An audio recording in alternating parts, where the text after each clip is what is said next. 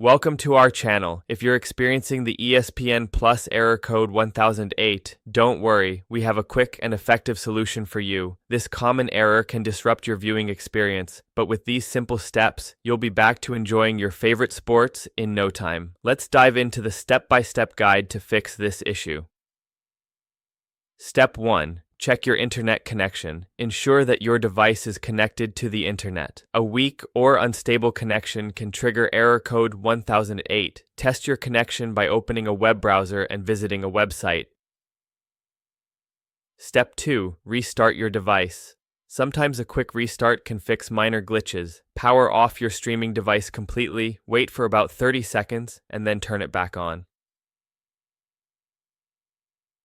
Step 3. Clear cache and data. For mobile devices, go to your device's settings, find the ESPN app, and clear the cache and data. This action can help eliminate any corrupted files that may be causing the error. Step 4. Update the ESPN app. Make sure you're using the latest version of the ESPN app. Go to your device's app store and check for any available updates. If there's an update, install it and try again.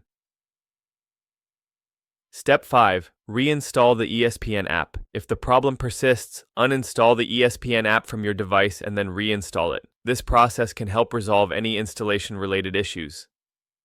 Step 6. Disable VPN or proxy services. If you're using a VPN or proxy service, disable it. ESPN Plus may restrict access through these services, leading to error code 1008.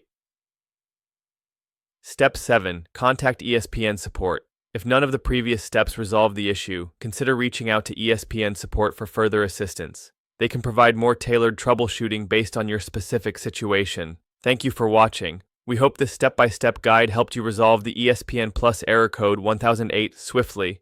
Don't forget to subscribe to our channel for more useful tips and tutorials, and please give this video a thumbs up.